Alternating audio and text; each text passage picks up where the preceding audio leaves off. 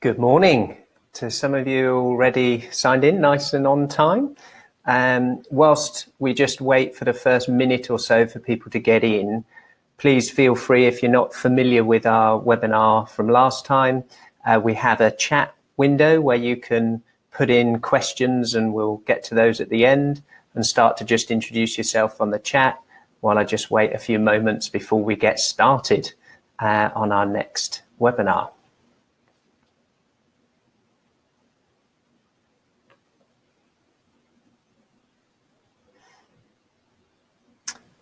Hi, John, Mike, Barbara, Sonia. Excellent. Good to see you joining us. I'm currently sat here in Toronto at the head offices of Strategic Coach. They very kindly let me use one of their offices, Bab Smith, has let me use their office, which is pretty awesome. So you can see I have some very nice surroundings for today's session, which should be really excellent.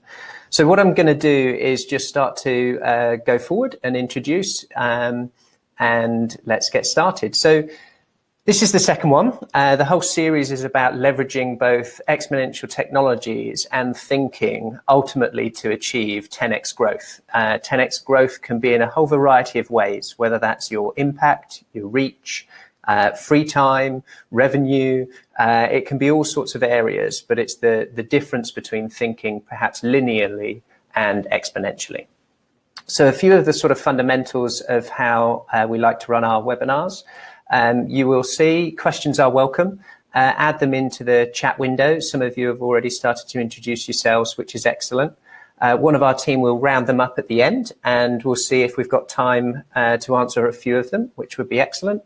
And also there is going to be a replay of this webinar, and that will get sent through to you on email in case you have to leave early, or if for some of you, you're watching this on YouTube and it is the recorded version. So some of the interactivity you won't be able to do, but I hope you enjoy it nonetheless. If you do get a spinning wheel, do refresh your page, and hopefully we'll have less technical hiccups than we did last time. So we're looking forward to a great session today. So to start off with, at Leaps, we have a massive transformational purpose. It's our why we exist, and it's to unite, inspire, and accelerate the best of all humanity. So whilst, yes, there are the big global challenges, and we want to meet those needs, and we have loads of exponential technologies that can help piggyback by jumping on them to achieve some really positive impact. What we want to do is make sure that we leave no one behind. And that's the humanity aspect of what we get involved in and what we do.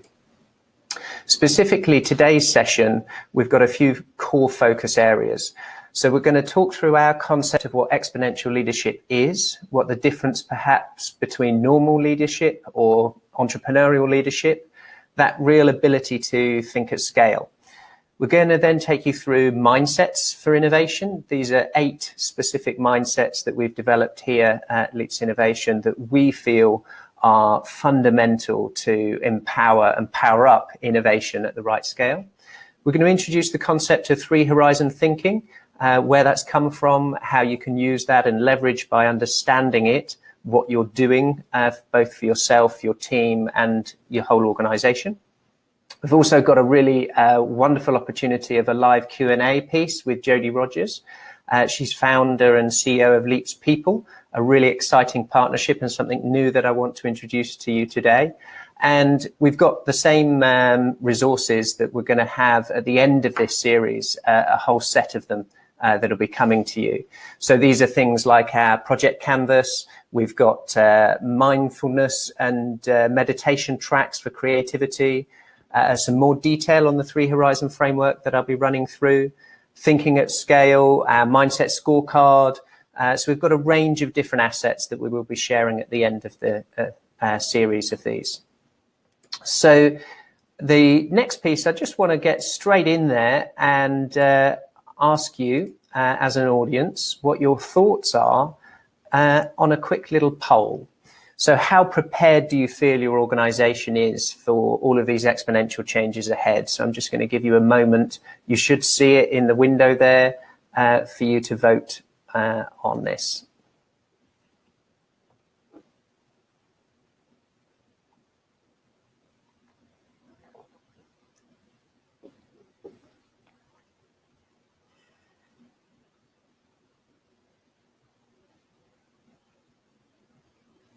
Some of you might be thinking, well, what is exponential changes that are ahead? Hopefully through today's session, by learning a bit more about that, you might get a bit more context as well for those things. I'll just give it another 30 seconds or so. My bars that I see are moving slightly as we go forward.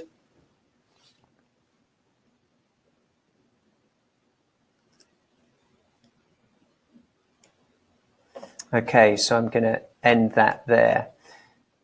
So we've got 17% at not very, 42 to some degree, 8 neutral, 33 highly, but nobody feels they're extremely ready. So that's quite interesting as we go through. And maybe part of this webinar series can help you feel more prepared. And that's one of our objectives throughout the series, to make sure that you're prepared and you can leverage them. So last time in the first webinar, I gave you some kind of evidence for exponential times, what's been happening, what's going on, whether that was the passenger drones in Dubai or mind-enhancing implants. I just want to give you a couple of little updates of what's happened in the last few weeks of these. And they're across a few areas and a broad area. So we've had people that have been sharing what's the future for education, a really big fundamental challenge on a global scale, about how do we invent education for this modern era and this modern world. And there's talks about the traditional sense of teachers potentially being replaced by 2027 with the use of robotics, of AI, of one-to-one education. So that's quite an interesting area and subject and talk. We have a Chinese police station that's now staffed by artificial intelligence. Another very interesting piece. That's alongside, they also have healthcare and hospitals that are staffed by artificial intelligence. One of the things I do want to share with you is a little video that I took myself a couple of weeks ago when I was in Vienna at the UNIDO General Conference. And this was Sophia, the robot. So I'm just going to play you this little video. And there's a couple of interesting things with this. So I'm just going to share this for you. Hopefully, fingers crossed, the technology will work. I am designed as a social robot who uses my expressive face to communicate with people. My default emotion is happy. But I can also feel angry. Or sad. But most of the time I feel very positive.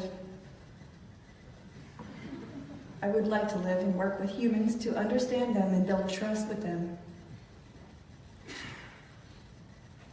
I would like to welcome you to the panel Industry 4.0, Opportunities Behind the Challenge. I will be seeing you there and answering questions. Goodbye for now. See you at the panel.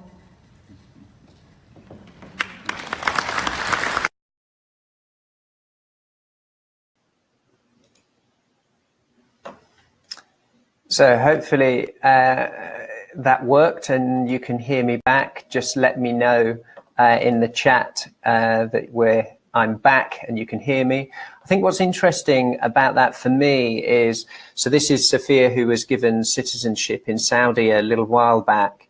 And what's interesting is at a UN General Conference, yes, it's the industrial area, UNIDO, Industrial Development Organization, but they live streamed in this robot to introduce a panel discussion about Industry 4.0.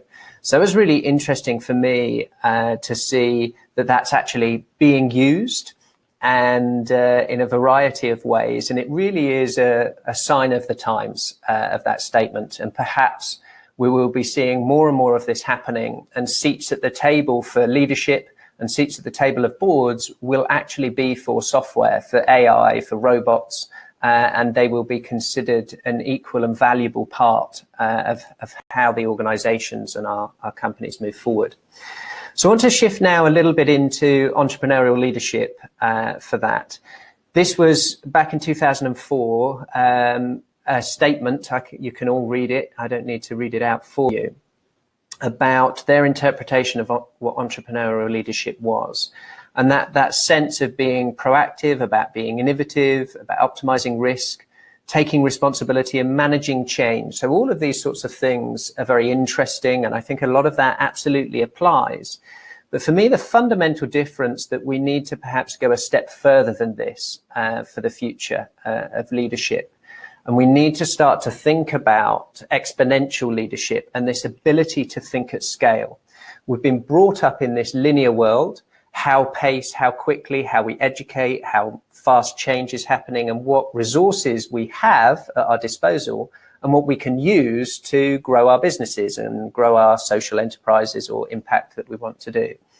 And to remind ourselves from last time, really just some of the fundamentals of linear versus exponential. Linear is linear steps. So if I was to take 30 of those linear steps, each one being a meter, I know where I would end up. I can probably see it.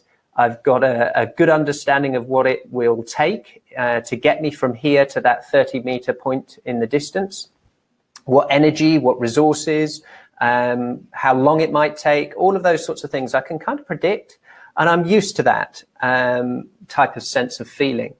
Exponential is this concept of doubling. And the same 30 steps, when you double them, you end up over 1 billion meters. So you can't see it. It's profoundly different. The resources and energy that you need to get there, you perhaps haven't even got a clue how. You know, if I was to try and go 26 times around the earth in the same amount of time that I think I can do 30 linear steps, that's absolutely mind-boggling. How would I even do that? To take 30 steps, I'm not Usain Bolt, but let's say I could do that within, 15 seconds or so.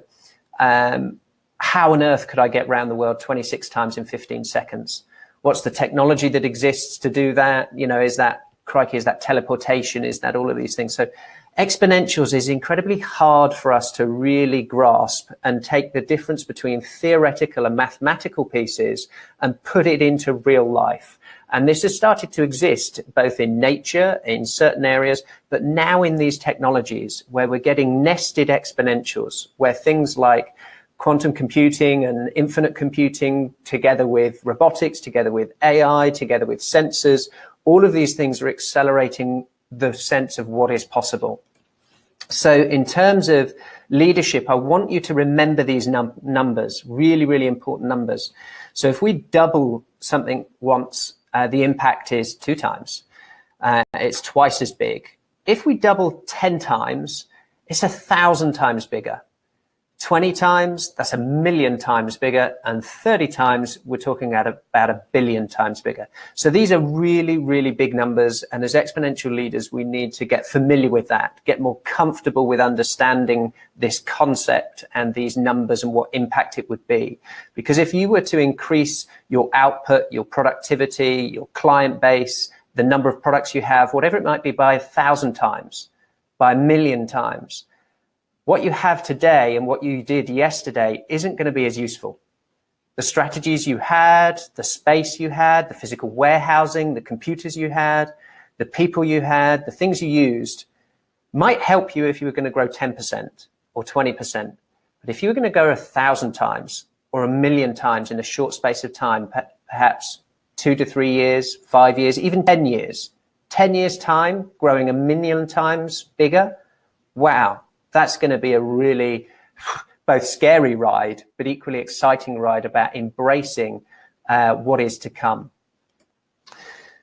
So reminding ourselves of this entrepreneurial leadership, yes, that all stands.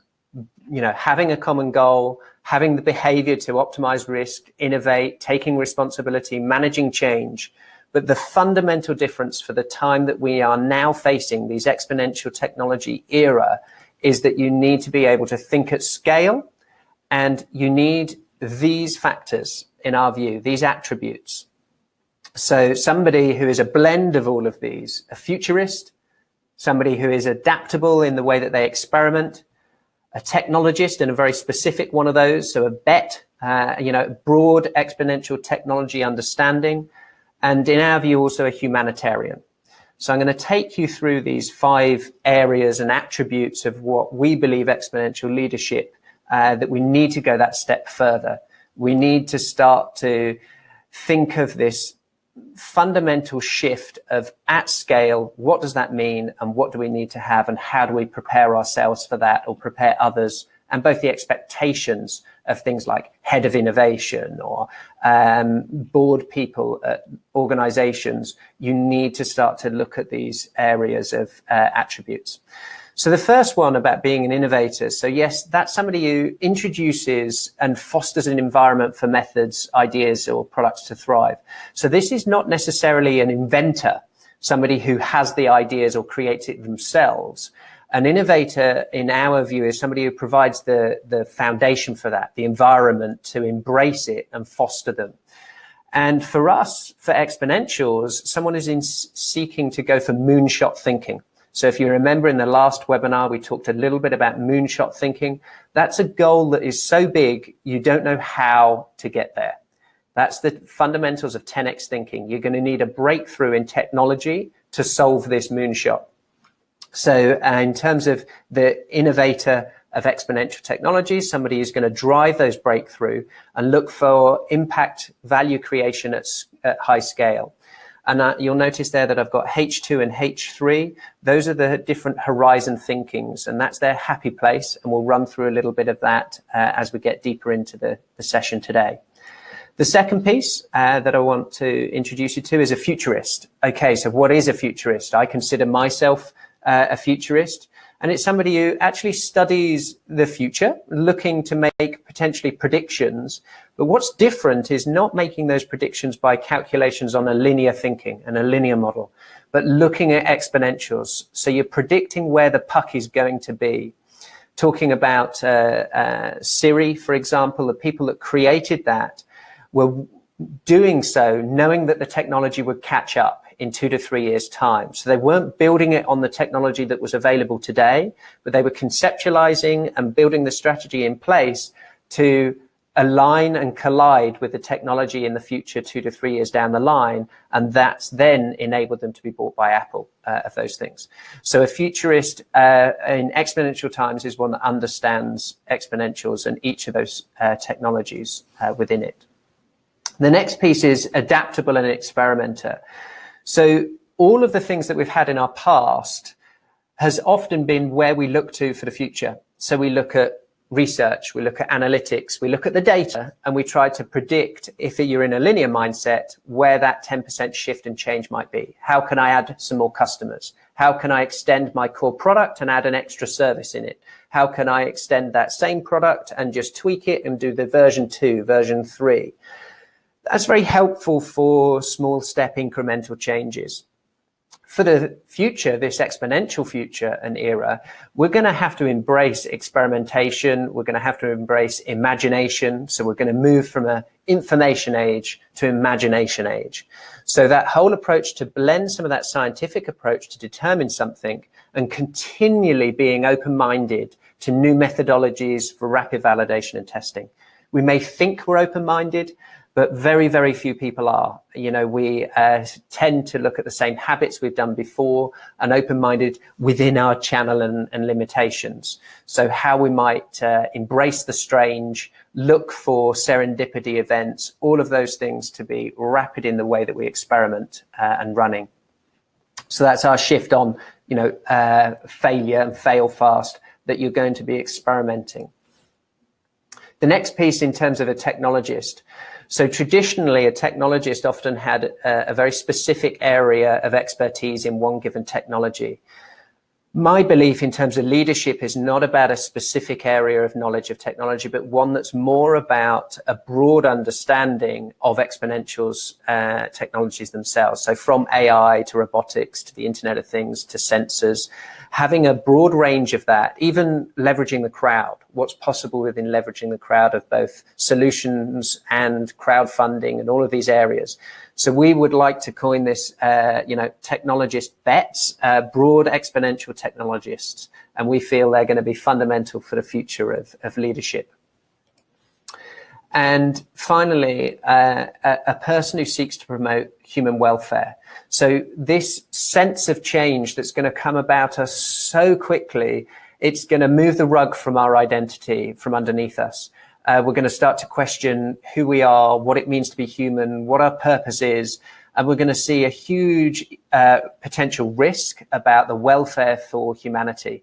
We're already seeing huge increases in suicide, in mental health issues, and unfortunately, I think that's only going to increase at the moment. And we need to make sure that we're aware of that, and we put in systems and structures not built on the old system, but on an exponential view of the future. So somebody who embraces this SDGs, so they're the Sustainable Development Goals. This is the UN's to-do list for the planet, and actively champions the right mindsets for all life where no one is left behind, whether that's humans and equally animals and our planet and those sorts of things.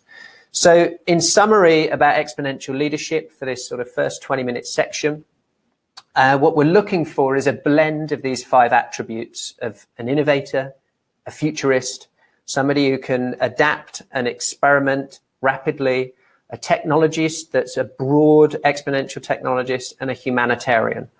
And then with a bedrock of the ability to think at scale. So that kind of gets us through that exponential leadership and our 5 attributes that underpin that piece. Where I want to take us now is a shift. And if any of you want to add any questions in the chat or those places, please feel free to do so. The 3 horizon thinking framework, I want to just take you through a little bit of this. If you've seen it before, great. This should be a good refresher. If you haven't seen it, be ready for a little bit of a ride. So this is about a framework for innovation and growth, and it's thinking in different horizons. It really prompts you to go beyond that usual focus of innovation, which is just traditionally in the present. And this methodology creates, that present with the desired future and identifies certain scene disruptions which might occur when you move towards that future vision of what you have. To give you a bit of background, this first emerged in the 90s through the work of Bengai and Coley and White, and it's been developed by a range of different practitioners. One of the ones that I've worked with myself, the International Futures Forum. I've taken part in several developing sustainable futures sessions. They've embraced this 3 horizon thinking framework. And the approach can offer a way for connecting your innovation activities over these different horizons and how you manage what in effect is uncertainty in slightly different ways. What it isn't is a planning tool. This whole approach to Horizon 1, for example, this is about extending your core. So it's the adaptation to the core products, the core services that you have, and often growth comes here through analysis and research, and it's often about optimization and those types of areas. And linear works quite well in this sort of area of Horizon 1 pieces. In Horizon 2, you're looking at new builders to develop new opportunities. So these might be add-ons or extensions to the current, but there is a little bit of a gap for them. And that's a little bit more comfortable. It's a bit of exploration in the way that we're doing that type of approach. And you get this disruption point when that value starts to exceed the Horizon 1 as that goes and cuts off. So this is where you will see new software updates, new product updates of those that gives you some slight new features or maybe a replacement of. And Horizon 3, which is the most difficult for every organization that we've met, is actually the visionaries. How do you create viable options that are almost science fiction? And in fact, that's a really good tool, science fiction and story writing, to help the imagination and thought process within this when you're creating new ideas. But now is really the opportunity to piggyback exponential technologies in Horizon 3 thinking. So this will drive completely new products, completely new services, completely new business models, and entire ecosystems. So this is an opportunity where we get excited, and these are the opportunities for moonshot innovation, and powered a lot by 10x thinking. So it's essential to embrace those rapid experimentations, definitely in the H2 and H3, and using the market to validate and test some of those and learn by doing approach. So just to summarize again a little bit of this concept, if it's new for some of you, H1 innovations tend to be incremental. H3 tend to be more often radical. and embrace those exponentials is your best chance to ensure a future survival. So we recommend innovation efforts are done holistically and aimed across those 3 horizons, but remember that it takes different people, different teams, and the immune system response of both people and an organization find it harder in H2 and H3. It's very difficult to manage those. In fact, H2 often look very similar to your current products and services sometimes if you're not pushing it too far. So that overpowering temptation to use the same metrics, the same access to resources that you've had in the past is hard. So a way to ring fence maybe H2 and H3 innovations is critical in their governance, in how they're operated and how they report back to you as an organization. So H3 will definitely alter the nature and the tensions and dilemmas between this vision and a reality, and the distinction of those provoking what is the status quo, and to serve that, and it's this cutting your nose off to spite your face, is that as that vision becomes closer to reality in H2, it's knowing what to stop doing, because if you're doing something really well and really good that's going to be no longer relevant, that will help you die. What you need to then understand is what are the ideas to back and how do you embrace those? So this is something that we help organizations get to grips with, how to start thinking in this framework, building teams, mindsets and cultures to be able to embrace 3 horizon thinking. So the next piece that I want to talk to you about now is a poll, actually. So if I just set this one up, and you can start to read this one. So now that you've started to see our thoughts about what exponential leaders and organizations might need to have in terms of their core attributes, I'm going to let you have a little look at this and see what your thoughts are.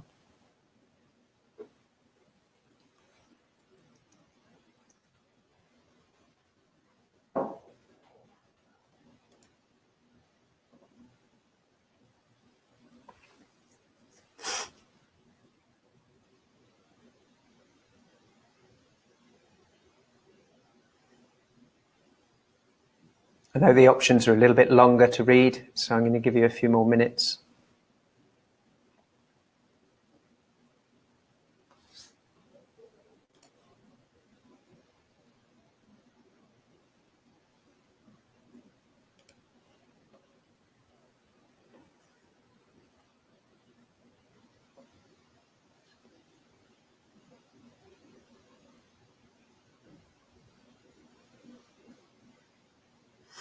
Okay, so they've started to come in. I'm going to end it there. So the vast majority of our audience today feel that the need is to act now and put innovation in the heart of the organization.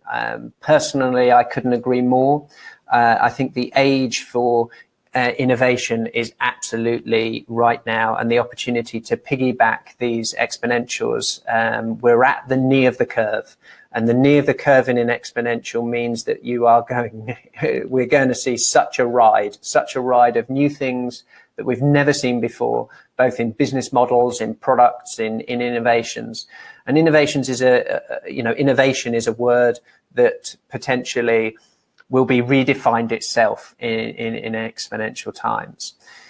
So what are the mindsets that underpin this? And this is something that even if you have all these attributes, you understand exponential technologies, you're a futurist, you're a humanitarian, all of these areas, without the right mindset, it's going to be very hard for you to leverage the value and leverage the value across your team. If you have other people that don't share the right mindset for innovation, then it's going to be a very, very tough time. So these pieces that I want to talk to you about, we have 8 mindsets. And these were actually defined here. As I said at the beginning, I'm here in Toronto at Strategic Coach, and I've been personally working with them for the last 4 or 5 years. They have a 10X program run by Dan Sullivan. Absolutely fantastic. And one of the things they talk about is mindsets and help you define mindsets for your own organization.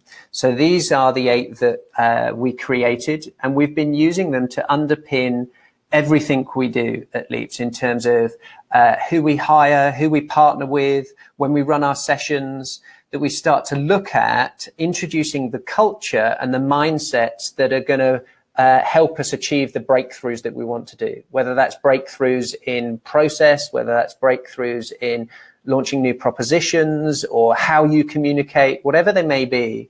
These kind of 8 fundamental mindsets will drive moonshot innovation.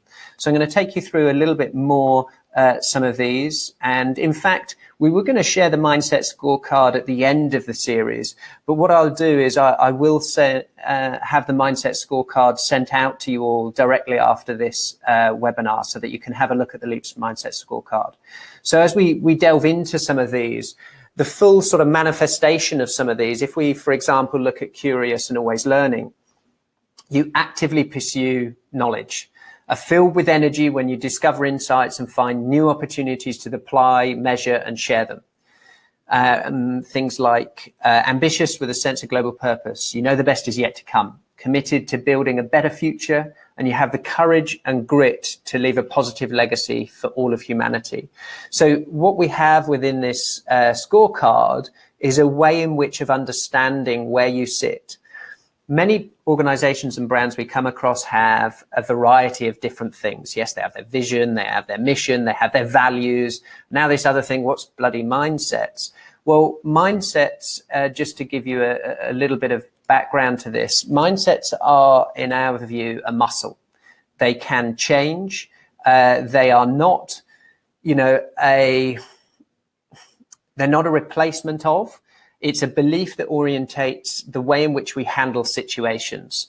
And mindsets help us to spot opportunities, but they can also be a trap in terms of self-defeating cycles. And a bit of background on mindsets themselves. It was just over 10 years ago at Stanford University, Carol Dweck, 2006. He popularized this idea of mindsets and contrasted the difference about the abilities and things that come from them. And a lot of his work focused on a fixed mindset versus a growth mindset. So this fixed mindset in terms of our ability to, failure and the unsetting because it makes us doubt how good we are or how good we were. And in contrast, a growth mindset when we can expect how can we improve our ability. So those two fundamentals have been quite interesting about our thoughts as an organization and in mindsets and how we embrace them as this muscle and something that we can learn, we can feed, we can adapt, we can train, and we can build it in as part of our culture. So some of these others about being experimental, so you continually validate concepts, new products and methodologies direct with the marketplace. You see this as an opportunity to learn and innovate in itself. So by having things out there, this is a real opportunity to listen and learn when you're experimenting, to find new pockets and serendipitous events of new innovation. And I see questions come in, and I'm going to answer it straight away now in terms of, are we able to share some of this stuff about mindsets? Absolutely. One of our fundamental mindsets ourselves is about openness and sharing. So we are open source. We're happy to share this mindset scorecard with you and let you share it with anybody else that you want of those types of things. In terms of partnership, you serve and connect, driven by working collaboration to achieve mutual success and growth. You inspire and unite the best in people. So these types of mindsets are really interesting about how they show up. And we have this scorecard that we run through with people. And it's an opportunity for a conversation. It's a conversation to start to discuss. Have you got, some alignment? Where do you think you might need to improve with different team members of these things to give you this foundation to then apply the opportunities that exist within exponential technologies and the opportunities that exist within innovation? So we do have in our LinkedIn group, and I encourage all of you to join our LinkedIn group. We share lots of various content. And some of our global facilitator network, we've done some 8 short video clips on what it means to them, what the mindsets mean, how they show up. So we will share the links to some of those too. And in terms of how might this be showing up? How might it be spotted? And in the first webinar, we shared this slide, but didn't really spend much time on it. And I do want to spend a little bit of time just taking you through it again. And it's this shift of how all of these things of what exponential leadership is, what mindsets are, and how do we need to shift from linear thinking and large organizational thinking into leveraging exponentials and entrepreneurial pieces. So that sense of learn by doing, learn by researching now. Just as a point of difference here, when you're experimenting and you're doing that with an audience, that is still research. But often the sense of researching before you act is normal. So act and have that be part of your learning. Things like departmental silos is always a challenge, and that's not just within you as departmental. That can equally be in your partners, in your suppliers, and your marketplace in your sector. How often do you collaborate with your competitors to help make an abundant future for all of you? We run LEAPS programs that often focuses a number of so-called competitors together to innovate in new areas. And that's a really interesting opportunity. Those are the game changers that their biggest opportunities often exist within their own sector, rather than fighting after the red ocean or trying to find blue ocean areas, is saying, how can we collaborate together that we are then motivated by contribution and results, not status or time and effort, and we proactively drive change. So those are 10 top tips for shifting behavior and actions around that piece. I want to ask you all a few questions for you to consider, both within your daily and weekly thoughts, but also as an organization. You know, how many experiments are you really doing? If you're involved in innovation, how are you measured? Are you measured by, you know, the output, the results, the numbers, the figures, or is it what you're learning? You know, how many new propositions are you prototyping or testing per month? You know, things like your business model. Is it going to be right for the future? Where do you need to pivot? Where might you need to pivot, not as a sense of survival, but as a sense of thriving? Where do you want to piggyback for the Horizon 2 and Horizon 3 opportunities for your organization to be 10 times bigger than it is today? Bigger in the sense of who you recruit from talent, where they're recruited from. How do we embrace remote working? You know, what are the business models that we now need to start thinking about? How are we going to be aware of what's necessary to bring in chatbots, to bring in AI in a different way than it being a service or a tool? But what about being fundamental in a strategic opportunity, part of the board?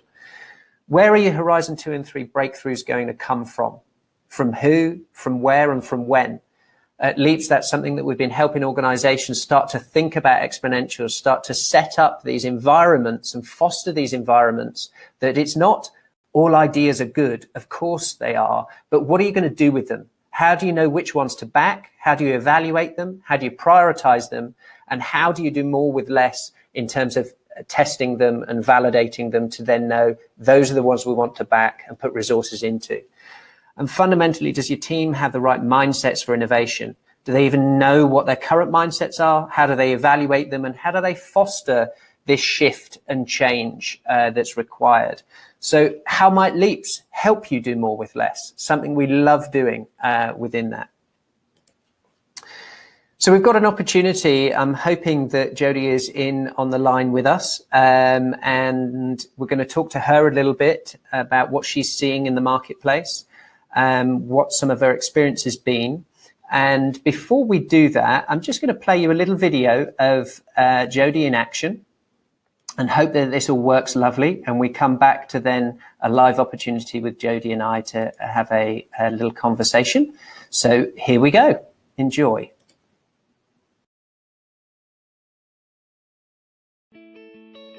So today we've been gathered to do a session with a particular team within Unilever. Unilever's gone through a massive restructure. Everyone knows about it. It's all over the news. I found myself a little bit lost of where are we going as a CMI group, where I'm personally going. So today was all about understanding what's happening really. And the objective of today, we wanted to bring people together, give them some of the business context, a bit of strategy to help them understand why is this change happening. behind the big restructures, what the big thinking about cost cutting and things like that. We looked at what's working and what's not working and then brainstormed how to fill those gaps. And then we created a new vision for the future. And started looking at really evaluating what our values are. There's really tangible changes that I can make that I feel will have a difference not just to me but also to the team. If you don't take the time to decide where are we going, why are we going there, and how are we going to get there, then anywhere will do. To people to come away with the knowledge that they needed to navigate, but also the tools and the techniques to be able to be empowered to do that themselves. And of course, we want them to come away feeling more energized and more motivated as a result of spending time together. We got to know each other, we got to know all the different personalities in the team. I'm feeling really motivated. It's really quite special when you see people arriving feeling really stressed and tired and not clear on what's going on in the business, then actually leaving, having got to know each other better, having a bit more clarity on what is their role in Unilever, in their lives, you know, what are the things that really matter to them. Workshops like today benefit companies who may be facing change, organisational change in particular. And what I ultimately help people realise that in the end, regardless of the challenge, the way to overcome it is through connection, through relationship building, through trust and through communication. I think getting to know people and understanding where they're coming from and looking at what concerns them and then looking at how can you make an impact with them, I think really helps you as an overall team. It was very playful, it was very open. I really got to know my colleagues that I sit next to in a different way that I wouldn't expect. Because we're all together as a team, we kind of know where we want to go. What can we really achieve? Let's get going.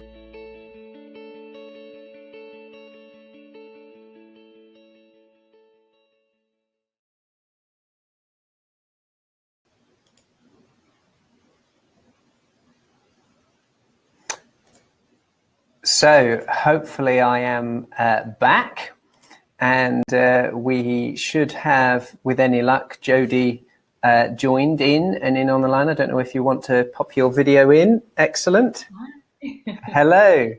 So this is nice for me now because with webinars, I don't know if any of you in the audience have done webinars, you're just speaking blankly to a screen without any interaction. And I'm somebody who feeds off the audience when I do my talks and various things. I get the energy from the audience about all these things that for me, I'm, super passionate about. I embrace everything exponential, all these technologies. I, love talking to people about them and helping companies understand what they are and what opportunities are there. So it's really great that you have taken some time out. And I believe, you have some time on your hands at the moment for certain things. And I'm super excited to really introduce you to our audience and what is Leaps People, and a new partnership that we've done together that I'm excited to work on with you.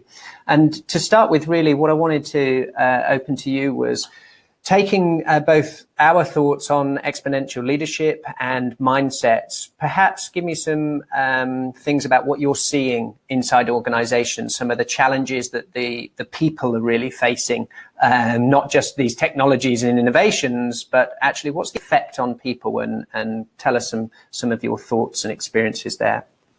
Sure. I think the poll that you ran is quite reflective of what I'm seeing in organizations. There is a spread between who's a bit more prepared and who's completely not prepared and in denial for the change that's coming.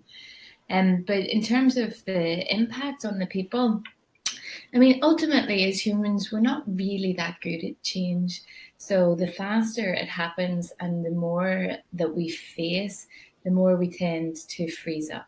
So the work that I'm doing with some key organizations is really helping them to embrace that change and to not be frightened by it, but to be a bit more agile and adaptable and fast thinking. And that's actually quite a challenge because a number of the companies are quite big organizations. And as you'll know from working with some yourself, they tend to be quite slow and quite process based. And really what we need in this era is an experimental mindset, not afraid to make mistakes. Ultimately, as you've said previously, it's not about risk management, it's actually about risk taking, which is a completely different mindset shift. So if we just implement the systems and the tools and maybe quicker processes, it still isn't enough, because in the end, organizations aren't bricks and mortar, they're people. If you don't work with people on a mindset level, you'll never get anywhere. I think that's really interesting, because it is whatever new framework or whatever thing somebody brings in, they go on a training course, they read a book, they meet a consultant, they do whichever, and they go, here's some new tools, here's some new software, here's a new leaps, we do this. Fundamentally, that opportunity to understand the mindsets, the culture, and be brave in what's going on will be potentially that shift between survival and thriving.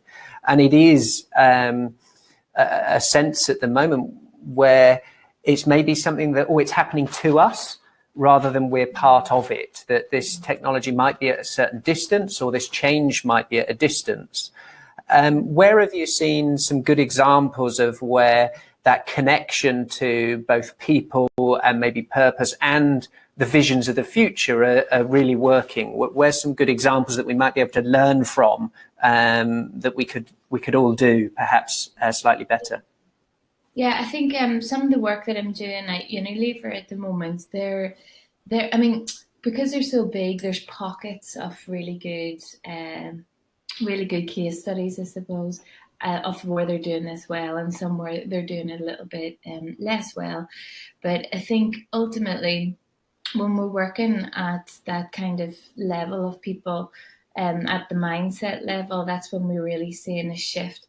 And what the first thing that we ultimately need to do is, just as you've said, it's about, like, let's not wait for these things to happen. Let's not wait to be told X, Y, and Z. Let's actually decide and co-create our future together. What's the vision for us and our team and our company in this new organization? How can we think differently about what's coming? How can we be braver? And again, as you've mentioned, 10 times thinking. But in order to do that, one of the fundamentals at a human level is it's really about having a well-anchored sense of identity and a well-attuned sense of self-awareness. Because it's only when you have these do you have the ability to be impacted by the outside world and have resilience, and not start to self-doubt and not start to question your own abilities and not have it affect your self-esteem. And so there's a big thrust of work that I'm doing right now in Unilever, which is if we think of identity as the anchor, we're doing a lot of work on cultivating self-awareness and self-management, and also other awareness and relationship management. But beyond that, if you think of identity as the anchor, we can think of purpose as your compass. So we're doing lots of work on helping people understand individual purpose, so that when a time comes when jobs shift and change and move, that our own sense of who we are isn't linked to a job title, that is not linked to the tasks that we do, but it's linked to who we are and how we do that work, and ultimately the impact and the results that we want to have in the world. Which again, I noticed you had down in the future mindset of being very important, being results orientated. And if you don't mind, Ross, I've just noticed a question in the chat that I'd like to answer from Gaiam. I'm not sure if I'm pronouncing that right, but we're dropping the word mindset in there a lot. And he's asked, or she has asked, is it self-limiting? And historically, it has sometimes been linked to the word fix. And I would argue that mindset is very broad, actually, and it may in your in your experience, it might be linked, so it may be self-limiting for you, depending on where you've learned it and where it's come up. But in general, for the general population, mindset can be growth or fixed. It can be optimistic or pessimistic. It can be an abundance mindset or a scarcity mindset. It can be grit or quit mindset. So there's always a spectrum, let's say, in terms of our mindsets, which again, the tool that you were showing everyone earlier, which I am well familiar with, again has those spectrums, because you can sit anywhere and you can move anywhere. And the beauty about it is you can develop that mindset. It can be learned through practice and through experience. I think just to follow on from that, for me, what is really lovely about it is that it is changeable, and a mindset can change. And as I said, it is a muscle. So unlike things like values, which you have them or you don't, and your value might be different to somebody else's, and you can either collaborate or not, with mindsets, you can shift them. And I think getting familiar with them, getting them as a baseline, can help empower shift and change. And let's just be really, very straightforward about this. We're entering into a phase of massive uncertainty for many. There's going to be huge disruption that will either be brought on by the disruptors or you'll be the disrupted. And having a sense that if you're doing the disruption, doing that in a way in which you are conscious of the unexpected and expected consequences, that's what we want to drive in terms of this exponential leadership. So it's not allowing just carnage behind as the few go to accelerate, but being conscious that we leave no one behind. And that sense of, you talked about identity being the anchor and the shift for both organizations and people at this time, there is going to be lots of it. And it's not going to be easy. It's not going to be easy to get through it. And what I personally like about the programs we've developed within Leaps is it almost offers this little cocoon of safety where you can go and start to behave slightly differently. You can go and try out some of these new mindsets, go and try out a new way of working within collaboration and teams and partnerships, that we're not talking about change everything now and become this in order to survive. But go and dip your toe in and see, how does this feel? What does that kind of look like? And what are the results that come out of it, of those things? And that can start then being back to base, back to core. And we've seen that with organizations where we've done some of these programs. They've got so excited by how it made them feel and what it meant by getting closer to their future customer, closer to their audience. And that whole element of, if you've lived in research and you've done those sorts of things and you see what that world is like, if you haven't, watching your audience interact with what you've created, even when you've only half created it, is incredibly, both rewarding, but also bloody scary. So you've got to be brave within this area. I'm conscious we've got about the last sort of 7 minutes or so that I do want to finish this hour for it. Perhaps if you can just stay on, and if there's anything you want to interject with, that would be super. But also thank you for sharing a couple of pieces, and I'd love to have you back on some of our future webinars as well. And so thank you for there. If there are any other questions, please feel free. Both Jodie and I are, very keen to share our thoughts, our knowledge, and we enjoy both speaking and sharing. I know Jodie has a number of her own webinars as well, so look out for those too. So just in a sense now where we've talked about both what are exponentials, what are exponential leaders looking like, what attributes do they need, what are the mindsets that underpin this innovation and moonshot thinking, I want to remind ourselves to consider for each of us our why.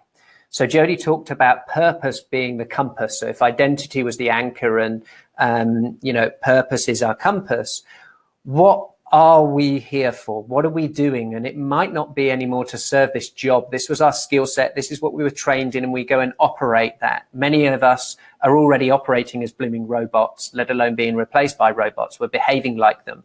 So how can we take on these big, grand challenges? And I want to encourage you to start to look at and think about the global goals.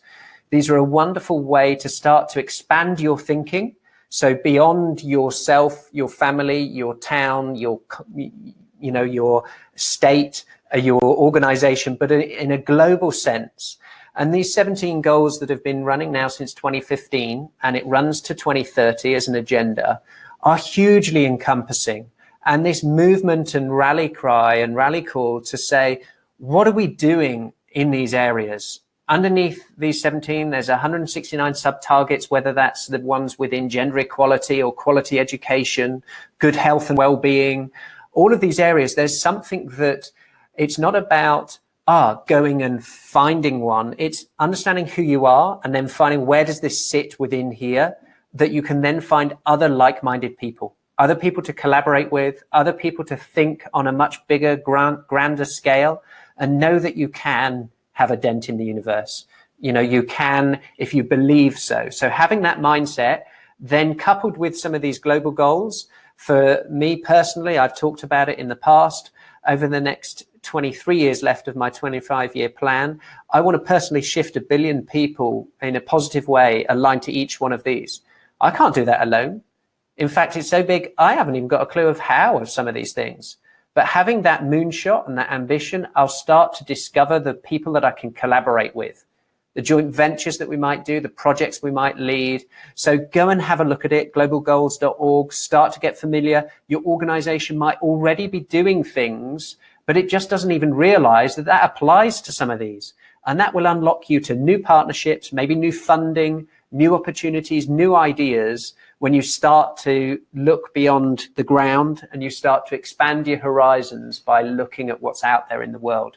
It's a very exciting place.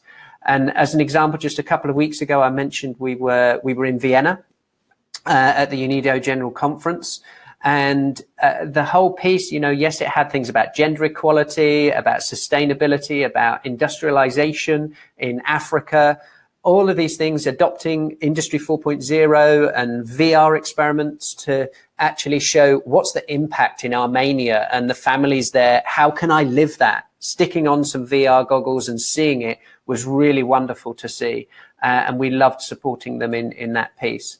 So in the final few minutes, I want to wrap us up as reminding ourselves why we exist at Leaps: to unite, inspire and accelerate the best of all humanity. So through this webinar series, we want to unite you, build our community. We want to inspire you, give you some new thoughts, some new tools, some new ways of thinking, and accelerate the best in all of you. How can we do that?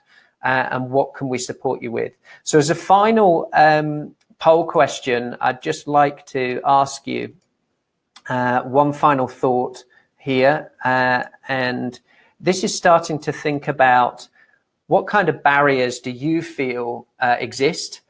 And unfortunately, with the webinar system, you can only pick one. I'd love you to say what are the top 2 or 3, but which out of these 6 areas do you think for you and for your organization are some of the biggest barriers to innovation in your organization? So I'll just give you a moment to look at that.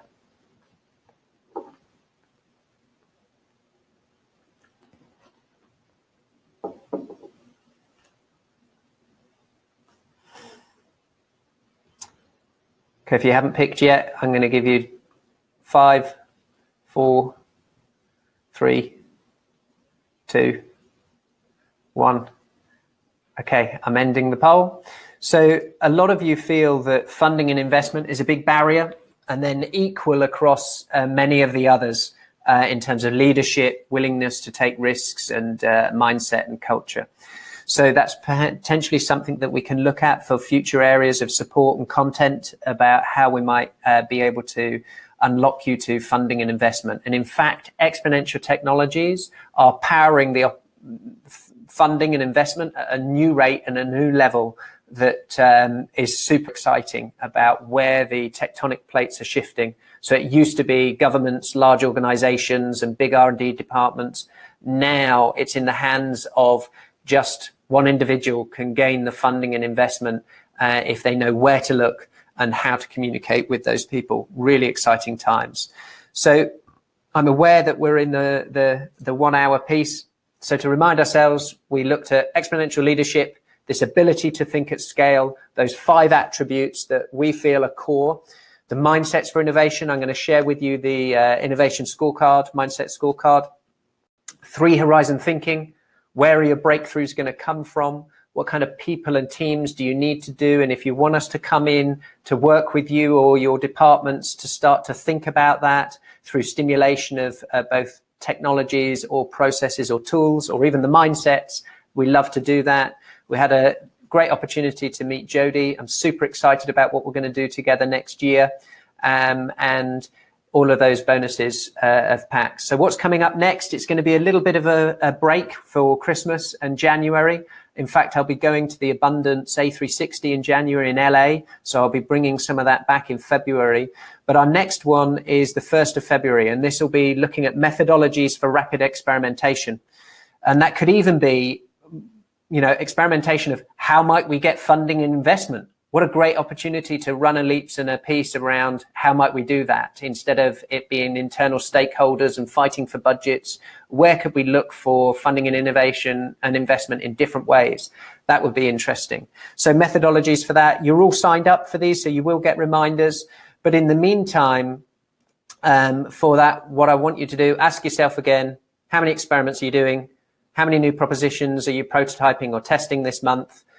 Is your business model right for the future? Where might you pivot to seek new value in the new era, new world? Where are those breakthroughs going to come from?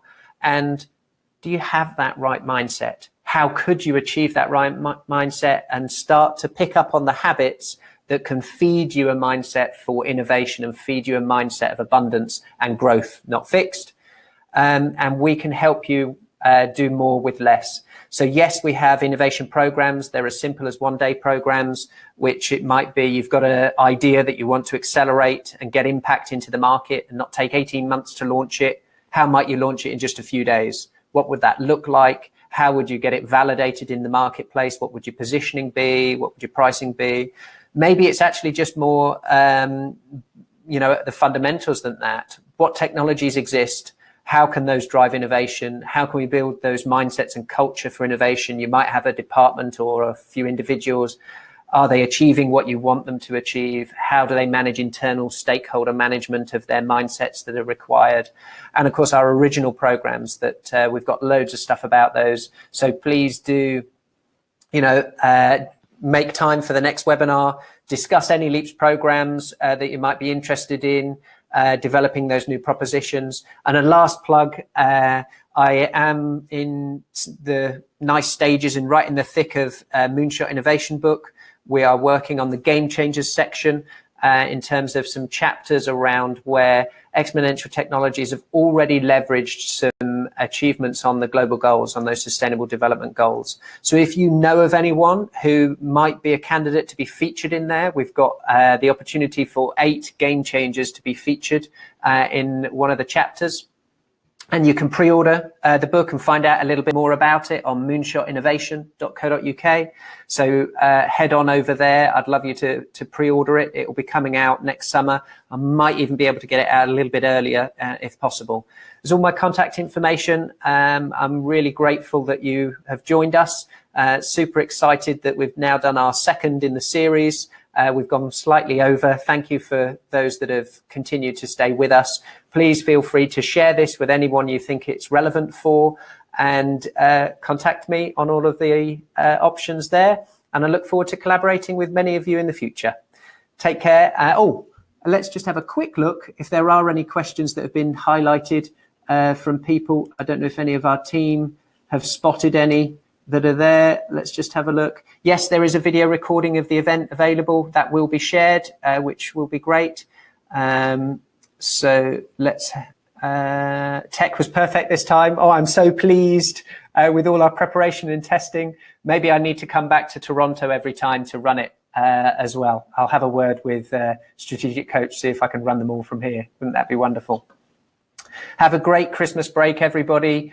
Enjoy yourselves. Start to think about how you can embrace maybe some of those mindsets. We'll share the scorecard for you. Share that with anyone that you may wish. And I look forward to creating an abundant future where we leave no one behind. Thanks again, everybody, and goodbye.